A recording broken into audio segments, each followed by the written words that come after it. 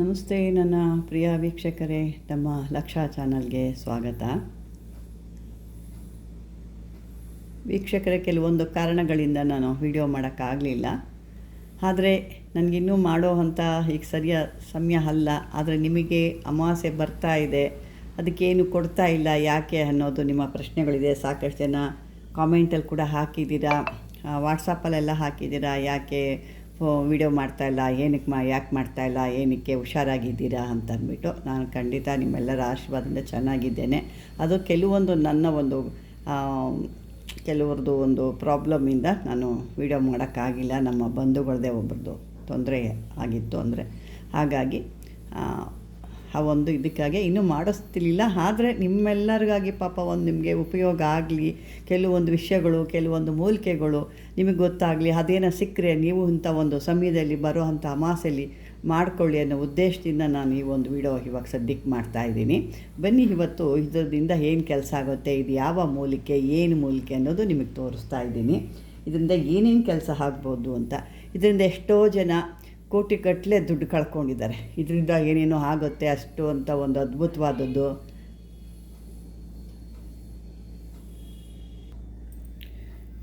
ಈ ರೀತಿ ಅದ್ರ ಮರ ನೋಡಿ, ಈ ರೀತಿ ಬರುತ್ತೆ. ಅದ್ರ ಮರ ಏನೋ ದೊಡ್ಡದಿರುತ್ತೆ, ಕಾಯಿ ನಮ್ಮ ನಿಂಬೆಹಣ್ಣಿಗಿಂತ ಸ್ವಲ್ಪ ಚಿಕ್ಕದಾಗಿರುತ್ತೆ. ಅದೇ ರೀತಿ ಇದನ್ನು ಸಾಕಷ್ಟು ಜನಗಳು ಕೋಟಿ ಗಟ್ಟಲೆ ಇದನ್ನು ವ್ಯಾಪಾರ ಮಾಡಿ ಲಾಸ್ ಮಾಡಿಕೊಂಡು, ಡೀಲ್ ಥರ ಮಾಡಿಕೊಂಡು ಅದು ಒಂದು ಉದ್ಯಮ ಮಾಡ್ಕೊಂಬಿಟ್ಟಿದ್ರು ಅದನ್ನು. ಆದರೆ ಅದು ಏನು ಕೆಲಸಕ್ಕೆ ಬರುತ್ತೆ, ಯಾವ ಕೆಲಸಕ್ಕೆ ಬರುತ್ತೆ ಅನ್ನೋದು ಎಷ್ಟೋ ಜನಕ್ಕೆ ಅದು ಗೊತ್ತಿಲ್ಲ. ಹಾಗಾಗಿ ಇವತ್ತು ಮರದ ಪರಿಚಯ ಮತ್ತು ಅದ್ರ ಬಗ್ಗೆ ನಿಮಗೆ ನಾನು ತಿಳ್ಕೊಳ್ತೀನಿ. ಕೆಲವೊಬ್ಬರಿಗೆ ಸಿಗುತ್ತೆ, ಅದು ಕಾಡಲ್ಲಿರೋದ್ರಿಂದ ಕೆಲವರಿಗೆ ನೋಡಿರಿ ಈ ರೀತಿ ಇರುತ್ತೆ. ಇದು ಅದರ ಕಾಯಿಗಳು, ಅದರಲ್ಲಿ ನೋಡಿ ಬೀಜಗಳು ಒಂದು ಇದರಷ್ಟು ಜಾಸ್ತಿ ಇರಲ್ಲ, 4ರಿಂದ 5 ಈ ರೀತಿ ಬರುತ್ತೆ. ಇದರಲ್ಲಿ 2-3 ಥರ ಇದೆ ಮರ ನೋಡಿ, ಈ ರೀತಿ ಬರುತ್ತೆ. ಇದು ಕಾಡು ನಿಂಬೆ ಅಂತಂದ್ಬಿಟ್ಟು.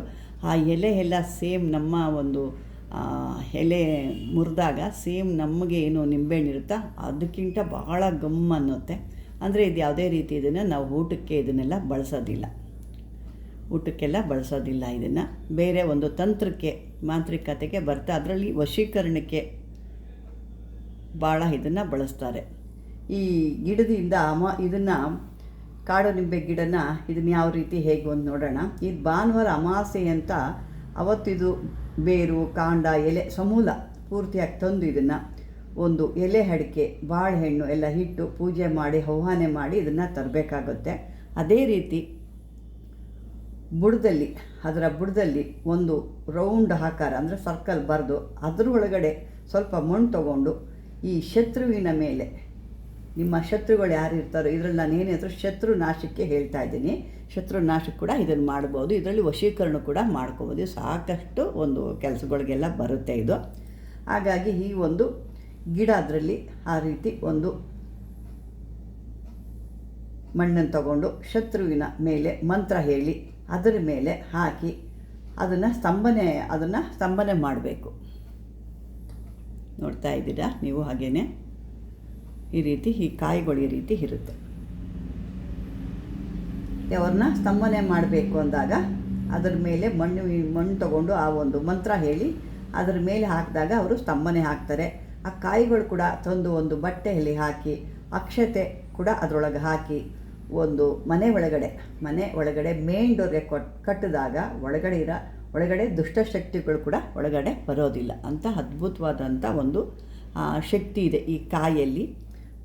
ಮತ್ತು ಇನ್ನು ಇದಕ್ಕೆ ಅಂತೂ ಸ್ತ್ರೀ ವಶೀಕರಣಕ್ಕಂತೂ ಭಾಳ ಚೆನ್ನಾಗಿ ಇದನ್ನು ಬಳಸ್ತಾರೆ. ಸ್ತ್ರೀ ವಶೀಕರಣ ಮಾಡ್ಕೋಬೇಕು ಅಂದಾಗ ಇದು ಭಾಳ ಅದ್ಭುತವಾಗಿ ಕೆಲಸ ಮಾಡುತ್ತೆ. ಇದರ ಕೆಲವೊಂದು ಸಸಿಗಳು ಕೆಲವು ಎಲ್ಲ ಸಿಕ್ಕಲ್ಲ. ಇದು ಯಾಕೆ ಅಂದರೆ ಈಗಾಗಲೇ ನಶಿಸಿ ಹೋಗ್ತಾ ಇದ್ದಾವೆ. ಇದನ್ನು ಬುಡ ಸಮೇತ ಕೀಳೋದ್ರಿಂದ, ಇದು ಸಮೂಲ ಎಲ್ಲ ಕೆಲಸಕ್ಕೆ ಬರೋದ್ರಿಂದ ಇದನ್ನು ಪೂರ್ತಿಯಾಗಿ ತಗೊಂಡು ಎಲ್ಲ ಹಾಳು ಮಾಡಿರೋದ್ರಿಂದ ಇದು ಜಾಸ್ತಿ ಎಲ್ಲೂ ಕಾಣ್ತಾ ಇಲ್ಲ. ಕೆಲವೊಬ್ಬರಿಗೆ ಕಾಡುಗಳಲ್ಲಿ ಇದು ಸಿಗ್ಬೋದು, ದೊಡ್ಡ ಕಾಡುಗಳಲ್ಲಿ ಅಂತ ಏನು ಹೇಳ್ತೀವಿ, ಆ ಕಾಡುಗಳಲ್ಲಿ ಸಿಗ್ಬೋದು. ಅದು ಬಿಟ್ಟರೆ ಬೇರೆ ಕಡೆ ಇದು ಸಿಗೋದು ಭಾಳ ಕಷ್ಟ. ಈ ಮನೆಗಳು ಕಟ್ಟೋ ಕೆಲವು ದುಷ್ಟಶಕ್ತಿಗಳು ಬರಲ್ಲ. ಈ ಒಂದು ಇದನ್ನು ನಿಮ್ದು ಯಾವುದಾದ್ರು ಒಂದು ಒಬ್ಬರು ಯಾರಾದರೂ ವಶ ಆಗಬೇಕು ಅಂದರೂ ಕೂಡ ಈ ಒಂದು ಮಂತ್ರ ಇರುತ್ತೆ. ಆ ಮಂತ್ರನ ಒಂದು ಚೀಟಿಲಿ ಬರೆದ್ಬಿಟ್ಟು ಈ ಮರಕ್ಕೆ ಕೂಡ ಕಟ್ಟಿದ್ರೆ ಆ ಕೆಲಸ ಕೂಡ ಆಗುತ್ತೆ.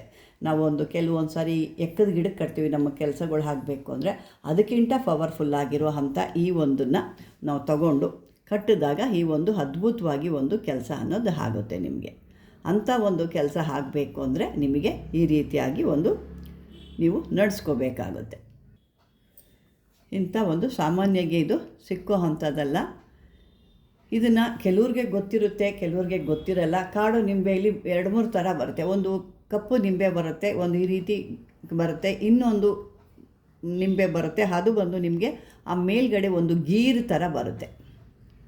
ಗೀರು ಬಂದಾಗ ಅದು ಕೂಡ ಈ ಮಾಮೂಲಿ ನಿಂಬೆ ಹಣ್ಣಲ್ಲೇ ಮೊದಲನೇ ಆಗಿ ಬಿಡುತ್ತೆ ನೋಡಿ. ಫಸ್ಟು ಒಂದು ಕೊಯ್ಲು ಅಂತ ಬರುತ್ತೆ. ಅದ್ರಲ್ಲಿ ಬಿಟ್ಟಾಗ ಕೆಲವೊಂದು ಅದರೊಳಗೆ ಒಂದೇ ಒಂದು ಗೀರಿನ ಒಂದು ನಿಂಬೆಹಣ್ಣು ಬರುತ್ತೆ. ಅದು ಕೂಡ ಒಂದು ಅದ್ಭುತವಾಗಿ ಕೆಲಸ ಮಾಡುತ್ತೆ. ಎಲ್ಲ ನಿಂಬೆಹಣ್ಣು ಹಾಗಲ್ಲ. ಈ ರೀತಿ ಕಾಡು ನಿಂಬೆಹಣ್ಣಂತೂ ಯಾವ ತೊಗೊಂಡ್ರೂ ಕೆಲಸ ಆಗುತ್ತೆ. ಅದೇ ರೀತಿ ನಮ್ಮ ಮಾಮೂಲಿ ತಿನ್ನೋ ಅಂಥ ನಿಂಬೆಹಣ್ಣು ಗಿಡದಲ್ಲಿ ಕೆಲವೊಂದರಲ್ಲಿ ಒಂದು ಗೀರಿನ ನಿಂಬೆಹಣ್ಣು ಕೂಡ ಸಿಗುತ್ತೆ. ಅದರಲ್ಲಿ ನಾನು ಕೂಡ ನೋಡಿದ್ದೀನಿ, ಅದನ್ನು ಕೂಡ ನಾನು ಪಡ್ಕೊಂಡಿದ್ದೀನಿ. ನಾನು ಕೂಡ ಆ ರೀತಿ ತೊಗೊಂಡು ಮಾಡಿದಾಗ ಕೂಡ ಅದು ನಿಮಗೂ ಕೂಡ ವಶೀಕರಣಕ್ಕೆ ಅಥವಾ ಶತ್ರುನಾಶಕ್ಕೆ ಕೂಡ ಬರುತ್ತೆ. ಈ ಶತ್ರುನಾಶಕ್ಕೆ ಇದು ಕೆಲವೊಂದು ಮಂತ್ರಗಳಿರುತ್ತೆ. ಆ ಒಂದು ಕಾಡು ನಿಂಬೆಹಣ್ಣು ಸಿಕ್ಕೋದು ಅಪರೂಪ ಇರೋದ್ರಿಂದ ಈ ಒಂದು ಮಂತ್ರ ಕೂಡ ನಾನು ಕೊಡ್ತಾ ಇಲ್ಲ. ಈ ಮಂತ್ರ ತಗೊಂಡ್ರಾಗೂ ಕೂಡ ಕೆಲವೊಬ್ಬರು ಕೆಟ್ಟದಾಗಿ ಪ್ರಯೋಗ ಮಾಡೋದ್ರಿಂದ ಈ ಒಂದು ಮಂತ್ರಗಳು ಕೂಡ ಕೊಡಲಿಕ್ಕೆ ತೊಂದರೆ ಆಗುತ್ತೆ. ಯಾಕೆಂದರೆ ಬೇರೆ ಯಾವಕ್ಕೆ ತಿಳ್ಕೊಳ್ಳಿ ಅನ್ನೋ ಉದ್ದೇಶದಿಂದ ನಾನು ಕೊಡ್ತಾ ಇದ್ದೀನಿ ಇಲ್ಲಿ. ಹಾಗಾಗಿ ಈ ಒಂದು ಮೂಲಿಕೆಯಿಂದ ಏನು ಕೆಲಸ ಆಗ್ಬೋದು. ಯಾಕೆಂದರೆ ಮೊದಲು ಇದೊಂದು ಭಾಳ ವ್ಯವಹಾರಗಳು ನಡೆದು ಲಕ್ಷಗಟ್ಟಲೆ ವ್ಯವಹಾರಗಳು ನಡೆಸಿದ್ರು. ಒಂದು ನಿಂಬೆಹಣ್ಣಿಗೆ ಎಷ್ಟೋ ಲಕ್ಷಗಟ್ಟಲೆ ಕೂಡ ಹಣ ವಸೂಲಿ ಮಾಡಿ ಎಷ್ಟೋ ಜನಕ್ಕೆ ಮೋಸ ಮಾಡಿರೋರು ಕೂಡ ಇದ್ದಾರೆ. ಇದು ನೋಡಿ ಮಾಮೂಲಿಯಾಗಿ ನಮಗೆ ಕಾಣಿಸುತ್ತೆ ಇದು. ಆದರೆ ಈ ನಮ್ಮ ಮಾಮೂಲಿಯಾಗಿ ಇರೋದಕ್ಕಿಂತ ಒಂದು ಗೀರು ನಿಂಬೆಹಣ್ಣು ಬಂದರೆ ಅದು ಇನ್ನೂ ಕೆಲಸಕ್ಕೆ ಚೆನ್ನಾಗಿ ಮಾಡುತ್ತೆ. ಅಂಥದ್ದೇನಾದ್ರು ನಿಮಗೆ ಸಿಕ್ಕಿದಾಗ ನಿಮ್ಮ ಮಾಮೂಲಿ ನೀವು ಯಾರು ಹಾಕಿರೋರು ಅಥವಾ ನೀವೆಲ್ಲ ಕೊಂಡ್ಕೊಬಂದಾಗ ನಿಮ್ಮ ಅದೃಷ್ಟ ಚೆನ್ನಾಗಿದೆ ಒಂದು ಗೀರು ಬಂದಿರುತ್ತೆ. ಆ ಥರದ್ದು ನೀವು ತೊಗೊಂಡಾಗ ಕೂಡ ಅದು ಇದರಷ್ಟೇ ಕೆಲಸ ಮಾಡುತ್ತೆ. ವಶೀಕರಣಕ್ಕೆ ಬರುತ್ತೆ, ಶತ್ರು ಸ್ತಂಭನೆ ಮಾಡೋಕ್ಕೆ ಬರುತ್ತೆ. ಆ ಮಂತ್ರ ನಿಮಗೆ ನಾನು ಆದರೆ ಡಿಸ್ಕ್ರಿಪ್ಷನ್ ಕೊಡ್ತೀನಿ, ಅದು ನೋಡ್ಕೊಳ್ಳಿ ಅಂತ ಹೇಳ್ತಾ ವೀಕ್ಷಕರೇ, ಈ ಒಂದು ವಿಡಿಯೋ ನಿಮ್ಗೆ ಇಷ್ಟವಾದರೆ ಲೈಕ್ ಮಾಡಿ, ಶೇರ್ ಮಾಡಿ, ಸಬ್ಸ್ಕ್ರೈಬರ್ ಮಾಡ್ಕೊಳ್ಳಿ. ಧನ್ಯವಾದಗಳು.